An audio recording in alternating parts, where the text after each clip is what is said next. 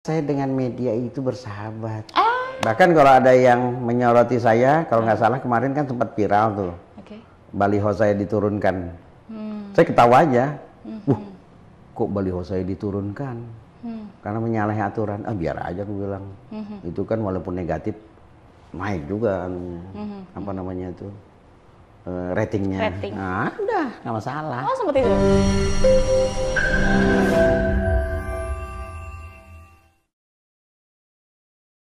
Ya, namanya hidup itu memang pilihan ya. Jadi ada yang ingin berkarir, tetap meneruskan atau melanjutkan sebagai pegawai negeri, ataupun juga mungkin yang dari pegawai negeri kemudian tergiur atau tertantang dengan yang namanya politik. Ada pula yang terjun ke sana hingga akhirnya harus menanggalkan statusnya sebagai seorang pegawai negeri sipil. Tetapi sebenarnya sama-sama tujuannya adalah untuk pengabdian kepada rakyat ataupun juga masyarakat gitu. Nah, di sini studio kami pada program podcast Ngopi Ngobrol Inspirasi kita sudah mengundang beliau yang dulunya beliau ini adalah Sekretaris Dewan DPRD Provinsi Kalimantan Timur. Ada Bapak Muhammad Ramadan, Bapak? Iya, Muhammad Ramadan. Bapak Muhammad Ramadan. Biasanya lebih akrab kita panggilnya Pak Ramadan. Pak Ramadan ya? Bulan puasa Ramadan. Lahirnya bulan Ramadan ya, Pak? Betul. Oh, oke. Jadi beliau ini pensiun dini ya, Pak? Pensiun dini, kemudian mengambil jalur ke dunia politik. Ini bisa terlihat dari warna baju. Ini warna bajunya kan warnanya biru ya? Biru. Biru itu berarti apa? Pan gitu ya. Yeah. Selalu terdepan. Saya sih nggak bisa nyanyi, saya takut nyanyi ntar pada nggak ada yang mau nonton lagi podcast gitu ya. Pan. Semakin mapan gitu ya Pak ya. Pokoknya terlalu terakhirnya adalah pan. Masih ada harapan. Masih ada harapan. Pan bareng Zulkifli Hasan. Saya tambahin lagi deh Pak. Pan Prabowo Gibran. Amin. Gitu ya Pak. Koalisi ya. Iya, kita harus tahu dulu perjalanan beliau, Pak Ramadan. Perjalanan apa nih? Perjalanan kenapa sih harus berpindah haluan gitu, Pak? Kan bukannya enak tuh jadi pegawai negeri. Sekarang itu kan udah enak banget, udah dapat tunjangan juga, TPP dan segala macam. Artinya tuh adalah perhatian untuk para pegawai negeri gitu kan, Pak? Ya. Memang hidup ini kan pilihan. Betul. Jadi saya menjadi pegawai negeri itu sejak tahun 90. Oke.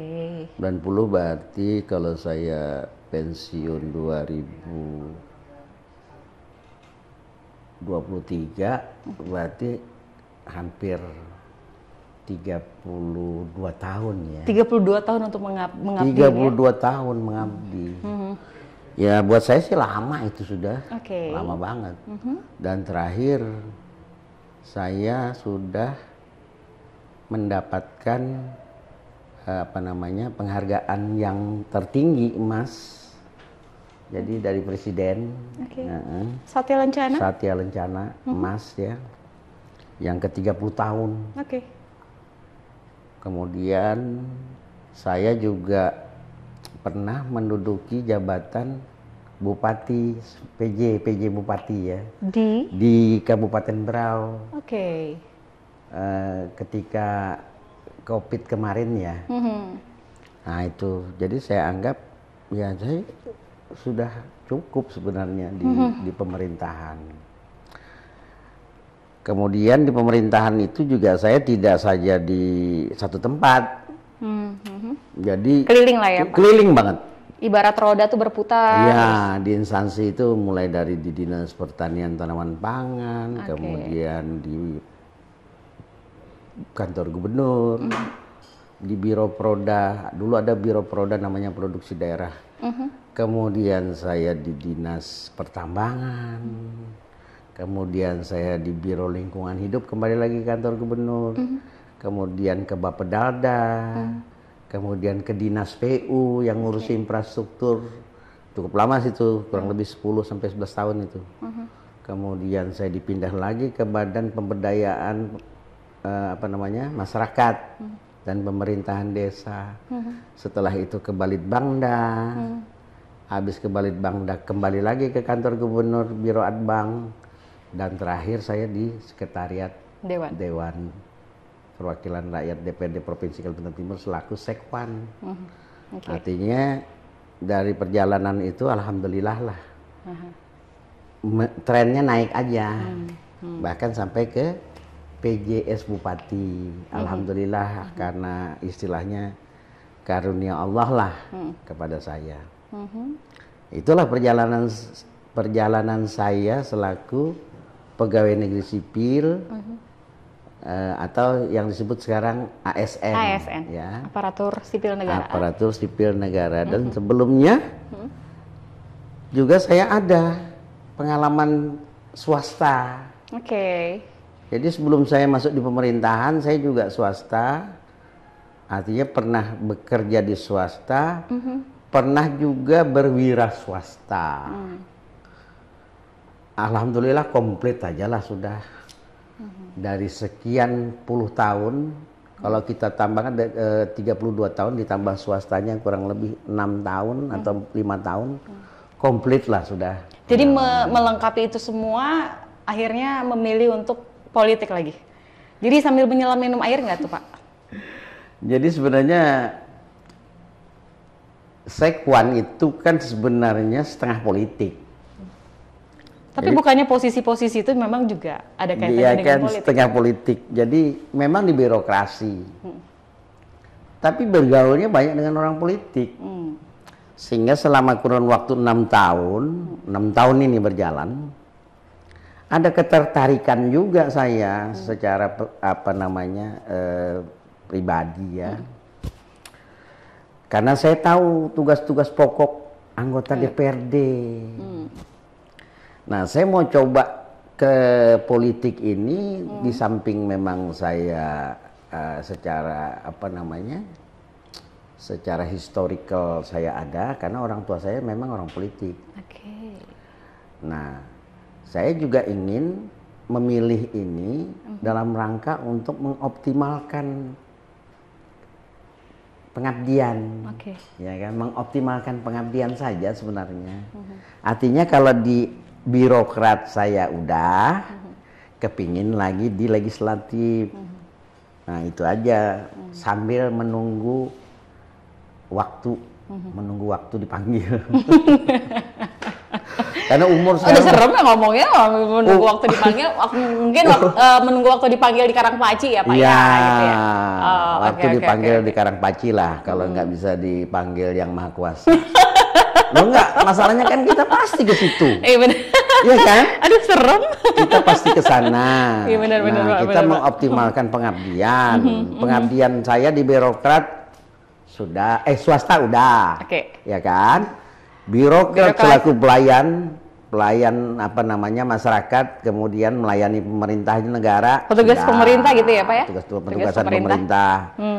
Nah, kepingin juga saya di legislatif, artinya melalui partai politik gitu loh. Dan alhamdulillah saya walaupun ya karena ikut caleg kebetulan ya, ikut caleg tahun 2024. Jadi ikut kontestasi di pemilu 2024 ini, kemudian berlabuhlah pada pilihan Pak Ramadhan itu di Partai Amanat Nasional. Artinya di sini sudah siap menjalankan atau mengemban amanah dari rakyat. Ya. Khususnya di Kalimantan Timur, Dapil Samarinda. Kota Samarinda. Jadi Dapil Kota Samarinda ini ya memang dapil yang saya anggap dapil berat ya. Kenapa? Memang tadinya sih ada pilihan-pilihan. Itu bukan mencari aman untuk Dapil Samarindanya? Bukan juga, karena pertama ya saya kan asli kan Samarinda, besar di Samarinda, walaupun saya banyak istilahnya itu merantau di Jawa, tapi kan asli Samarinda. Sehingga ya saya lebih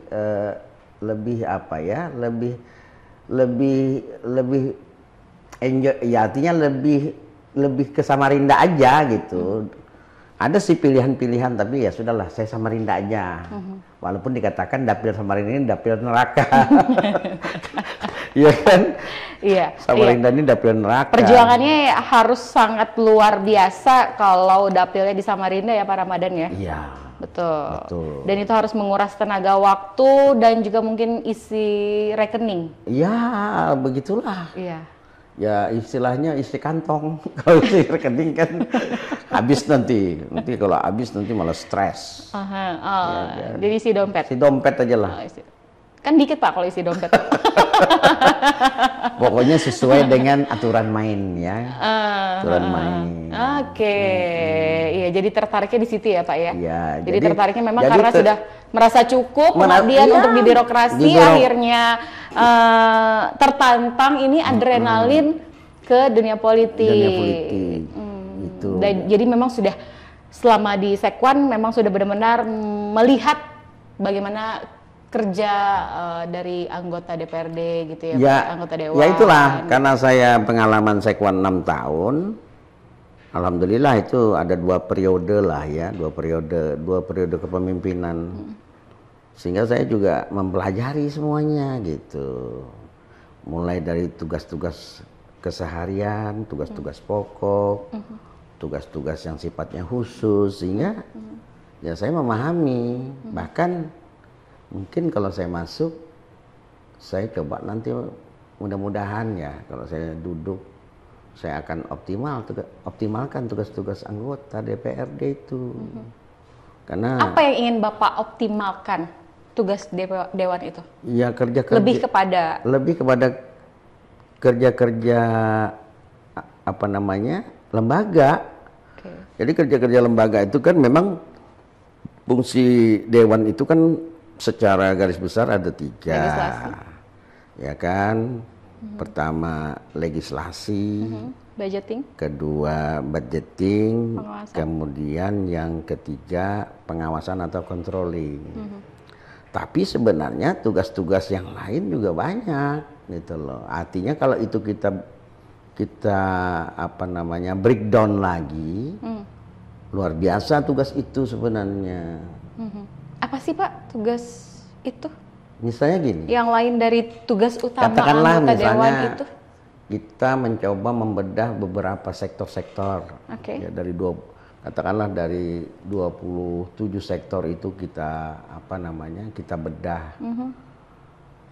Itu sebenarnya banyak manfaat. Misalnya saja ada katakanlah satu wilayah.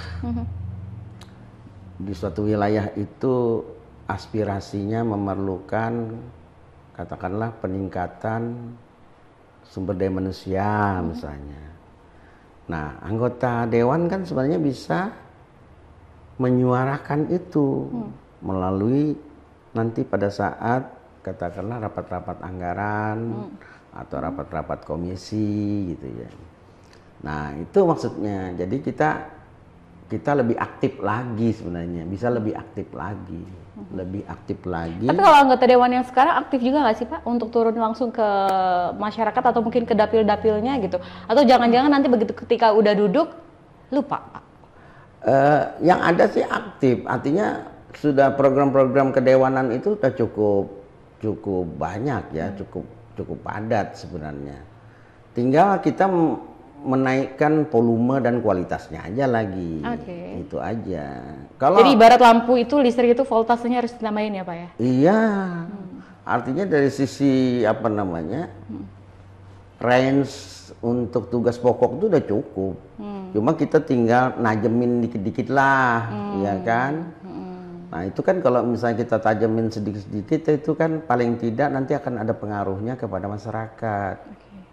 Misalnya ada penempatan katakanlah kegiatan di satu titik tapi tidak tepat sasaran, kita geser sehingga tepat sasaran. Nah itu salah satu contohnya lah seperti itu, tuh contoh sederhananya lah. Sehingga yang tadinya kurang menyentuh, walaupun menyentuh juga. Nah, walaupun ini lebih, mungkin tersentuhnya hanya sedikit ya Pak, gitu ya. Begitu kita geser dikit, itu lebih menyentuh. Lebih katakanlah tadinya menyentuhnya 25%, kita geser dikit, jadi 50%. Terasa buat masyarakat. Dan itulah sebenarnya tugas-tugas kedewanan.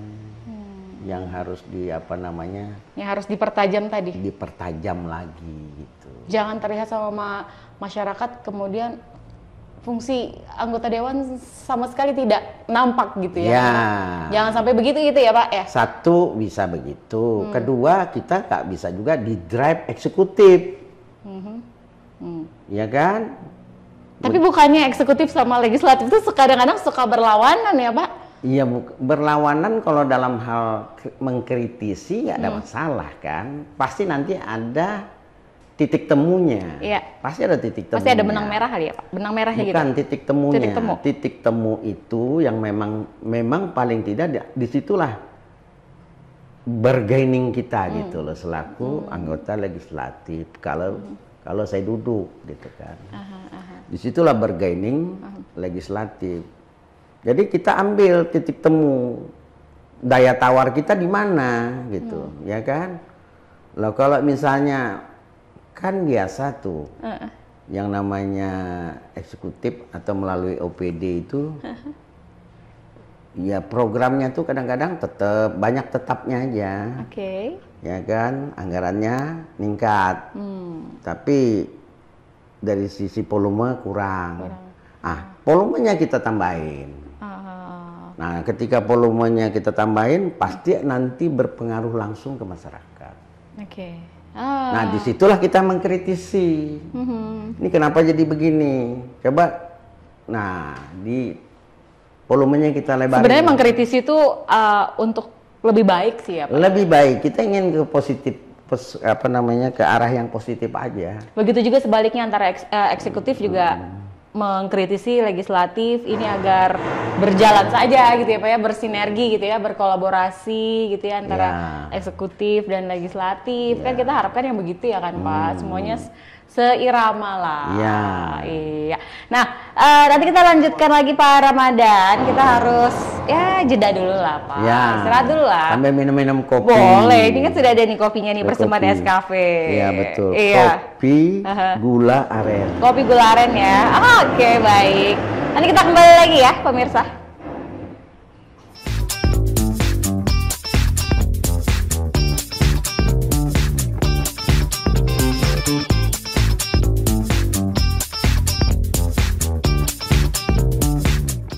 Oke, kita kembali lagi di Ngopi Ngobrol Inspirasi dan kita udah masuk di segmen kedua. Tadi cerita yang pertama itu memang cerita perjalanan karir lah ya. Perjalanan karir juga perjalanan hidup dari seorang Bapak Ramadan yang kemudian alih-alih memilih politik gitu. Dan ikut di kontestasi pemilu 2024 yang tidak lama lagi. Ini sudah menghadapi 1 minggu ya, 1 minggu Pak Ramadan. Persiapannya pasti sangat luar biasa, cukup menguras energi jelas. Iya, karena memang persaingannya juga begitu ketat ya. Kalah-kalah kalau kita ujian waktu di sekolah. Ini pasti membuat para caleg-caleg baik itu yang maju di DPR RI, provinsi maupun juga kabupaten kota ini sering-sering periksa ke dokter kayaknya untuk jantungnya nih ya Pak. Ketir. Iya. Karena ya itu tadi gitu. Karena yang dihadapin juga mungkin banyak yang muda-muda juga, politisi-politisi muda yang kemudian bermunculan lah saat ini gitu untuk di 2024 ini memang kita harus apresiasi kan gitu ya Pak Ramadan. Karena memang yang muda-muda sekarang jauh punya rasa percaya diri yang memang begitu tinggi dan juga mungkin merasa memiliki kemampuan untuk bisa ikut di kontestasi pemilu 2024. Tapi ini kan juga tidak kalah mematahkan semangat dari Pak Ramadan ya. Kemudian langsung memilih pelabuhan ini, pelabuhan warna biru ini ya Pak ya. Kenapa sih Pak harus di partai inilah yang akhirnya kemudian menyentuh hati Pak Ramadan gitu. Padahal kan banyak tuh partai-partai besar yang lain yang kemudian juga bisa menaikkan grade Bapak. Iya. Apalagi kan Bapak sekwan ya dulu. Iya. Ya ada historisnya sih. Oke, apa tuh? Jadi historisnya nih pada saat reformasi dulu ya. Reformasi dulu, ayah saya itu kan kebetulan pengurus Muhammadiyah. Oke. Pimpinan wilayah Muhammadiyah. Dan cukup lama beliau. Nama beliau tuh Haji Muhammad Adnan Sabirin. Kalau di kantor wilayah itu ada foto beliau tuh di situ sebagai pimpinan kedua kalau nggak salah setelah Pak Jafar Ahmad kalau nggak salah. Nah, pada saat reformasi tahun 97 kan, 97 ke 98. Itu kan banyak bermunculan partai. Ya kan di pusat ada PKB, ada banyak lah pada saat itu ya, termasuk yang lain-lainnya. Termasuk PAN. Nah, karena waktu harus cepat didirikan ke daerah-daerah. Nah, biasanya memang karena pada saat itu PAN itu kan naungannya Muhammadiyah. Karena Muhammadiyah tidak mau berpartai, tidak mau berpolitik lah istilahnya. Kan itu organisasi keagamaan kemasyarakatan. Nah, bagi anggota-anggota Muhammadiyah yang mau partai politik ya sudah disalurkan melalui PAN. Partai Amanat Nasional. Termasuk NU kalau nggak salah pada saat itu PKB. Ya kan, Gus Dur. Nah, artinya atas dasar perintah waktu itu zaman Amin Rais ya, artinya meminta bantuan ke ayah saya selaku ketua wilayah Muhammadiyah untuk segera didirikan di wilayah-wilayah. Di wilayah kan termasuk di Kalimantan Timur. Nah, disitulah salah satu historisnya. Jadi ayah saya dengan beberapa kawan-kawan beliau untuk segera membentuk PAN di Kalimantan Timur karena nanti akan mengisi parlemen atau DPRD baik provinsi maupun kabupaten dan kota. Ya itulah salah satu mungkin yang menjadi pilihan, menjadi magnet saya memilih. Mudah ini menjadi magnet keberuntungan ya. Kemudian kedua ya kebetulan saya dengan pengurus-pengurus PAN di Kaltim itu ya artinya dekat selama saya di sekretariat DPRD kan. Ya udahlah, berlabuhlah saya di situ sampai sekarang gitu loh. Jadi sudah nggak asing lagi dengan para pengurus yang ada di sana, para kader yang ada di Partai PAN ini ya, Pak Ramadan. Mulai zamannya pada saat itu kan ada Pak Agus Sukaca, dokter, habis itu Andi Harun. Dan rata-rata yang kemudian dari PAN ini, terlahir dari PAN ini, hampir semuanya menduduki posisi-posisi yang strategis. Ya, alhamdulillah. Salah satunya adalah ya wali kota kita. Wali kota kita dulu PAN ya. Salah satunya. Kemudian juga Bang DP yang juga cukup lama berada di Karangpaci. Ya, betul. Lama itu. Sempat kan kemarin juga maju pada saat pemilihan wali kota dengan Barkati. Betul. Kemudian di dalam PAN sendiri siapa yang menjadi sosok buat Pak Ramadan untuk bisa menjadi inspiratif, tokoh yang menjadi inspiratif di PAN?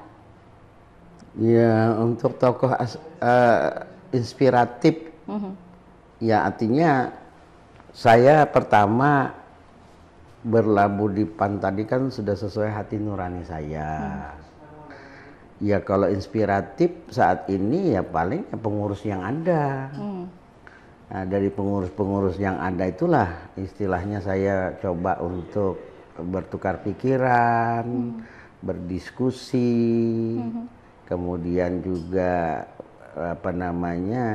mencoba mencari terobosan-terobosan, itu aja. Gagasan gitu ya Pak Ramadan? Gagasan-gagasan. Ya istilahnya saya nih kalau dari sisi usia, ya saya termasuk senior juga. Saya tadi mau bilang generasi emas. Beda senior, ya Pak? Senior karena usianya sudah kalau pensiun dini itu kan saya kan cuman mengambilnya bukan mengambil tahunan. Jadi pada saat itu usia berapa Bapak pensiun dini? Hanya mengambil 9 bulan, kurang lebih 9 bulan lah. Pada saat mau memasuki pensiun yang sesungguhnya. Habis 9 bulan aja, nggak juga terlalu lama. Artinya pensiun saya itu terhitung ya 100% juga sudah. Artinya mendekati bukan mendekati, sudah dianggap 100%. Beda kalau misalnya saya ngambil pensiun dini umur 50 tahun atau 55. Ini sudah mendekati juga. Cuma memang karena timingnya tepat. Kalau nanti saya berlambat-lambat, SK nggak turun, nanti begitu DCT keluar, daftar calon tetap, nah itu yang saya khawatirkan. Nggak bisa ketemu. Jadi memang sudah dipikirkan sebelumnya. Sudah dipikirkan, hitungan-hitungan waktunya. Andai, kita berandai-andai nih Pak Ramadan. Andai 2024 ini menjadi tahun keberuntungan untuk Pak Ramadan yang kemudian nanti duduk di Karangpaci, DPRD Kalimantan Timur. Amin. Apa yang pertama akan Bapak lakukan untuk dapil Bapak khususnya di Kota Samarinda, Pak? Sebagai wakil rakyat yang kemudian mengemban amanah rakyat. Ya saya harus belanja masalah. Jadi saya pasti akan mendekati konstituen saya. Otomatis saya belanja masalah. Belanja masalah itu artinya saya melis semua. Ngelis saya Pak. Termasuk nama saya list loh. Nah, termasuk list. Saya list nanti dapil-dapil di mana yang menjadi katakanlah ya paling tidak dapil-dapil yang menjadi kewajiban saya ya. Kewajiban saya ya saya akan lihat semua kebutuhan-kebutuhan yang di dapil saya. Karena itulah amanah daripada anggota dewan itu kan harus ke dapil orientasinya. Jadi di dapil itulah nanti yang harus kita bangun, harus kita kembangkan, harus kita berikan dorongan motivasi. Karena masyarakat ini kan juga selain diberi umpan, harusnya juga diberi pancing. Jadi kalau biar terjadi umpan balik. Iya, jadi jangan juga kita nih gini loh. Sebenarnya kalau kita beri pancing itu lebih panjang durasinya. Kalau kita kasih umpan kan pendek, habis ditelan selesai. Iya, ya kan? Tapi ketika pancing yang kita beri, ibaratnya itu, kan dia bisa sustainable. Mancingnya artinya mau mancing di mana aja dapat ikan tuh dia tuh. Ya kan? Mau di rawa, mau di sungai. Kreativitasnya juga jalan. Ini kalau kita bicara memotivasi ya. Memotivasi rakyat maksudnya? Iya, memotivasi masyarakat. Kemudian mencoba mengembangkan inovasi masyarakat, kreativitas masyarakat. Itu lebih long term. Ya kan kita tidak berpikir jangka pendek, tapi long term. Misalnya gini. Di Samarinda ini apa sih produk olahan rumah tangga yang katakanlah ya dikatakanlah sudah oke banget lah. Katakanlah amplang misalnya. Ya kan? Amplang. Amplang itu kalau dari sisi kita lihat hampir semua rasanya sama. Ya. Beda-beda tipis lah kalau kasih misalnya tambahan ikan tambah gurih dia. Kasih bawang putih tambah gurih dia. Tapi kalau kita lihat di mana yang kurangnya? Packagingnya kan? Kemasannya kan? Nah kalau kemasan itu kita angkat sedikit value-nya, kira-kira harganya naik nggak? Naik. Pasti naik. Orang juga akan tertarik. Itu dari segi UMKM ya? UMKM. Nah di mana sebenarnya? Kan di pelatihan. SDM-nya kita latih. Alatnya juga banyak kok di Indonesia ini. Tapi harus dengan persiapan budgeting yang memang benar-benar untuk diperuntukkan untuk itu gitu ya Pak ya? Enggak mesti. Oh enggak mesti. Karena semua ada kok kita. Oke. Kan misalnya kayak katakanlah pelatihan untuk packaging. Itu kan kita ada UPTD Perindakop yang ada kurang lebih di mana mau menuju ke Tanah Merah sebelah kiri itu. Kan kita bisa komunikasi dulu. Kira-kira bisa enggak kita melakukan bimbingan teknis.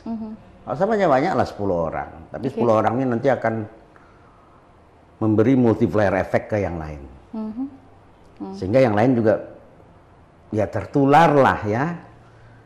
Ya kan, tertular sehingga mereka juga termotivasi juga. Oh, dia bisa, harusnya kita juga bisa kan gitu. Nah, kenapa saya katakan gitu? Saya bandingkan dengan di Jawa. Ya kota-kota kecil ya, anggaplah kota kecil ukuran Jawa misalnya, padahal besar tuh. Katakanlah kayak Malang, besar kan sebenarnya, walaupun tuh tingkat kabupaten atau kota.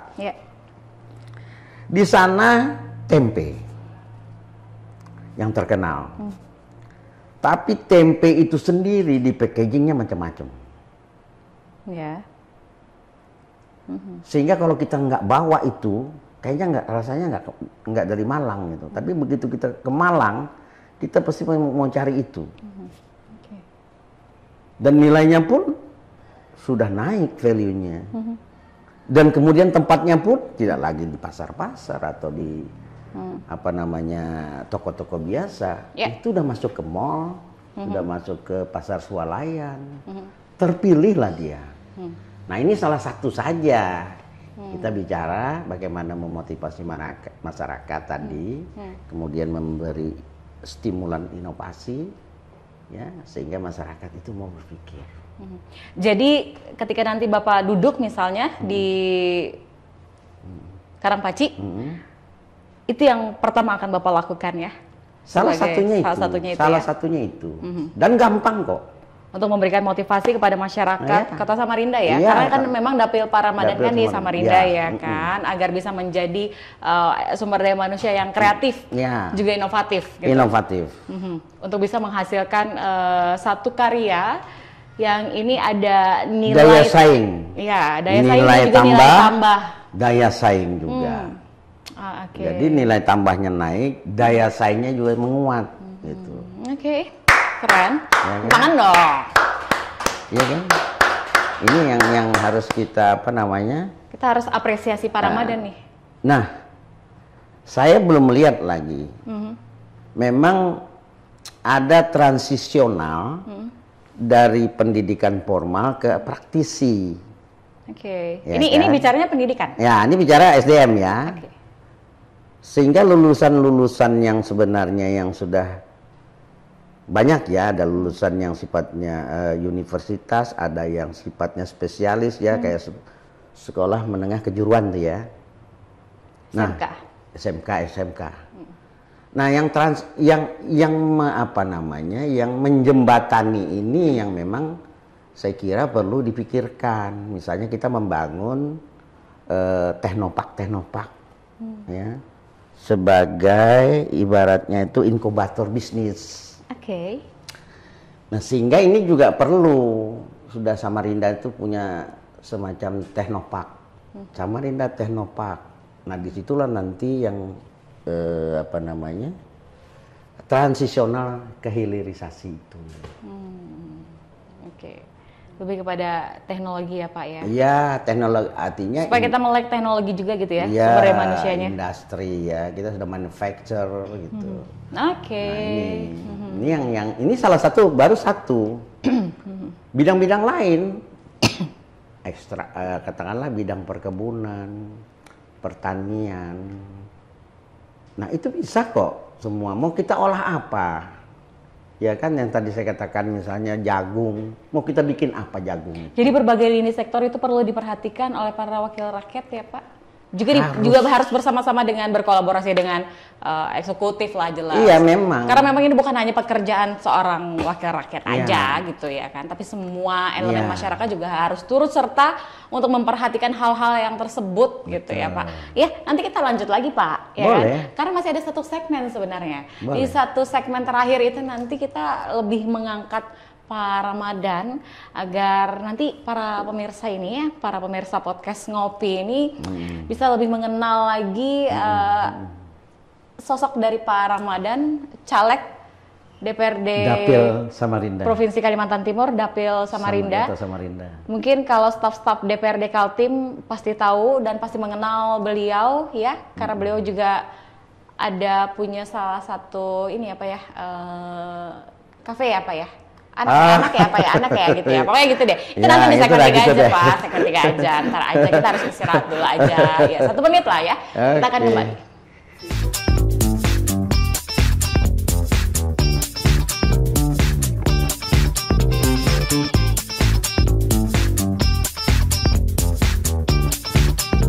Ngobrol, tahu-tahu kita udah di sesi terakhir nih Pak Ramadan, nggak terasa ya Pak ya? Bila tambah sesi juga nggak masalah. Tambah sesi lagi. Kita boleh minta izin nggak sama Om Sukri tambah sesi lagi? Kalau orang kan biasanya kalau bisa cepat sesi, kalau saya tambah sesi. Tambah sesi lah. Iya, mumpung lah, iya kan. Ya sekalian sosialisasi di sini. Iya. Ya kan, sambil berenang minum air. Iya benar. Sekali mendayung 2-3 pulau terlampaui. Iya, ya. Ini kayaknya lebih dari 2-3 pulau sih Pak. Patah. Oke, yang jelas sih memang semua para caleg berharap tahun 2024 ini dengan mengikuti kontestasi politik ya kan.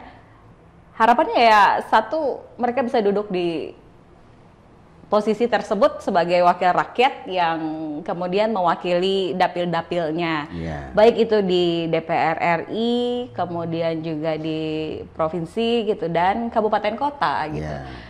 Tinggal bagaimana ketika mereka sudah duduk, mereka mampu apa tidak untuk menjalankan amanah dari kepercayaan rakyat yang telah memilih mereka-mereka ini gitu. Betul. Ya Pak. Karena memang itu tanggung jawabnya sangat luar biasa, tidak bisa kemudian kita salah jalan, dan begitu salah jalan langsung disoroti oleh media. Iya. Ya kan Pak? Karena kan sekarang tuh ngeri ya Pak. Ya. Bapak nggak takut Pak? Saya kan media, apa namanya istilahnya? Kalau senang media itu apa namanya? Media apa tuh namanya? Media darling. Oh media kah? Media? Aku media darling. Media darling? Iya media darling. Oh. Ada kan istilah media darling? Ada istilah media darling ya? Oh oke. Media darling. Kenapa? Karena saya dengan media itu bersahabat. Itu yang saya senang Pak. Tanya aja seluruh gitu para media dan kulit tinta itu. Oke. Saya bersahabat. Saya nggak alergi dengan media. Kan kadang ada tuh yang begitu ada berita begini terus dikejar sama wartawan kabur gitu. Jadi kayak kejar-kejaran. Iya. Saya nggak. Oh gitu. Saya mendekat malah. Bahkan kalau ada yang menyoroti saya, kalau nggak salah kemarin kan sempat viral tuh. Baliho saya diturunkan. Saya ketawa aja. Kok baliho saya diturunkan? Karena menyalahi aturan, biar aja aku bilang. Itu kan walaupun negatif naik juga apa namanya itu ratingnya. Nah, udah nggak masalah. Oh sempat diturunkan ya Pak? Iya kan waktu itu mungkin belum masanya kampanye, sebelum itu kan. Ya saya sudah coba-coba karena ya saya sih apa namanya? Ya bukan tahu diri lah, karena saya merasa bahwa saya pemula kan dalam soal ya saya pengen juga apa namanya cepat dilihat orang gitu kan. Belum waktunya saya coba di apa namanya tempatkan di itu jalan poros ke bandara itu, masuk ke penertiban. Ya udah nggak apa-apa, disorot sama media, salah satu media foto saya. Orang-orang, Pak Ramadan, wah sudah saya nggak apa-apa lah, aku bilang. Pak Ramadan, 7 hari dikurang dengan masa tenang 3 hari ya Pak? 3 hari, berarti persiapan Bapak itu hanya tinggal 4 hari waktunya. Apa yang akan dikejar Pak strateginya ini untuk 4 hari? Karena kan 3 hari kita nggak, 3 hari masa tenang itu kan sudahlah tenang-tenang aja lah di rumah. Sudah tinggal berdoa aja kayaknya gitu ya Pak ya? Ya artinya tetap aja saya mendekati masyarakat, walaupun kampanye kan kampanye kita tuh kan ada yang memang harus ada formalitas. Ada yang terlihat, ada yang terselubung. Ada yang formalitas kan. Iya. Harus ada istilahnya izin dari kepolisian. Tapi ada juga yang sifatnya pendekatan non formal kepada tokoh-tokoh masyarakat. Betul. Misalnya ya. Ya itu yang kita lakukan. Jadi pendekatan Seperti tadi pagi jam 10 saya ketemu teman-teman yang dari Samarinda Utara, ya kan? Nggak apa-apa. Namanya juga kita kumpul-kumpul minum-minum kopi, kan? Sambil cerita-cerita. Dan kadang-kadang kan keluarga memang senang ya Pak diajak begitu ya Pak? Ya sama-sama lah suka ya. Dia suka, kita juga suka. Betul. Ya kan simbiosis mutualisme Iya, gitu simbiosis kan. mutualisme, betul. Jadi ya udah itu aja. Nah, ibaratnya tuh kita ya easy going, happy aja. Nih tadi kalau bilang Mbak Lis tadi stres, aku nggak stres. Stres ya Pak ya? Stres. Jadi walaupun tidak terpilih, Enggak, biasa aja. biasa aja. Artinya saya sudah berusaha berikhtiar. Yang menentukan kan yang di atas, ya kan? Tapi ikhtiar selaku manusia, kita berusaha, kita ikhtiar tetap kita lakukan. Tetap yang menentukan ya Allah, ya kan? Mau duduk atau tidaknya itu. Jadi penentu akhir itu. Hasil akhirnya hasil dari sana akhir ya? itu. Oke. Kan kita enggak tahu lah namanya hati manusia. Itu Siapa juga yang bisa membaca hati yang bisa manusia ya? membolak-balikkan itu kan hanya Allah Ta'ala. Oke. Hebat lah. Yang bisa membolak-balikkan hati manusia kan hanya Allah Ta'ala. Betul Pak, betul. Jadi pokoknya tanggal 14 Februari 2024 masyarakat Kota Samarinda ataupun juga masyarakat seluruh Indonesia itu jangan lupa untuk menyumbangkan suaranya pada kontestasi di tanggal 14 Februari.